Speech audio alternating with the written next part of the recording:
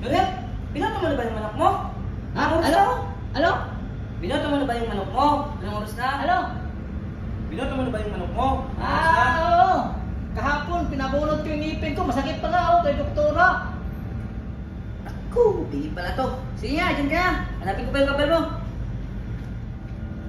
Kala niya, di ko alam.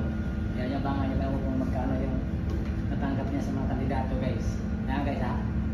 Kasi hinahanap niya yung kambal ko. Lilipat ako doon sa kabila. Magpalit lang ako ng damit. Tingnan niyo, di ba? Totoo yung sinabi ko. Ayan, guys. Samahan niyo ko doon. Ito nga tayo. Baka sakaling doon sa kambal. Oh, oy kambal!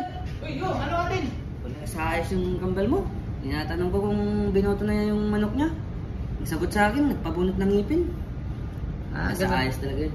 Yung ganun ba? Iyakan ko na yun. Bingi kasi yun eh. Kaya anong balita ngayon sa kandidato mo? Panalo ba? Hindi pa tapos yung bilangan, pero alam mo na, tayo yung panalo. Siyempre, pasok dito, pasok dito.